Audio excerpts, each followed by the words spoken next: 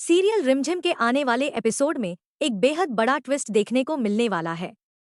समीर की सौतेली माँ और नकली बाबा की पूरी साजिश का सच धीरे धीरे सामने आने लगता है।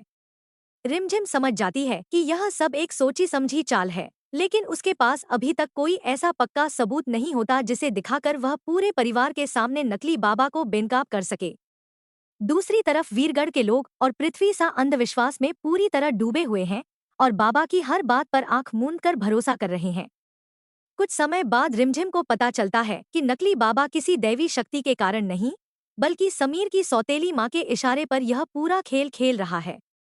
उसे पैसे देकर वीरगढ़ बुलाया गया था ताकि वह उस जमीन पर मंदिर बनवाने की साजिश कर सके, जहां रिमझिम और समीर गरीब बच्चों के लिए स्कूल और अस्पताल बनाना चाहते हैं।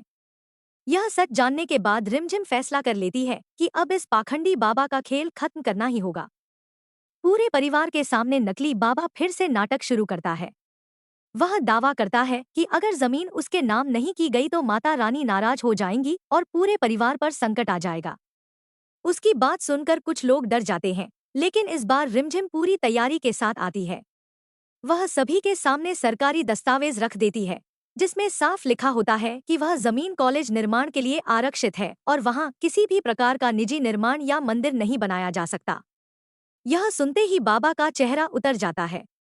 वह गुस्से में दस्तावेज को झूठ बताता है और फिर से देवी माँ के प्रकोप का डर दिखाने की कोशिश करता है, लेकिन इस बार उसकी कोई बात किसी पर असर नहीं करती।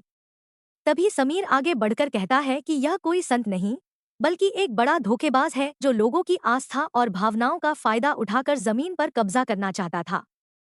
समीर की बात सुनकर पूरे परिवार के पैरों तले जमीन खिसक जाती है। रिमझिम तुरंत पुलिस को बुलाती है।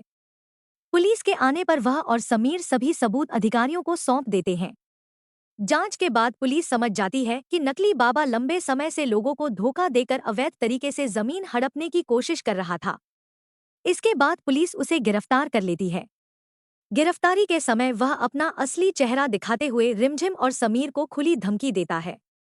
वह कहता है कि अगर वह जेल जा रहा है तो इसकी कीमत दोनों को चुकानी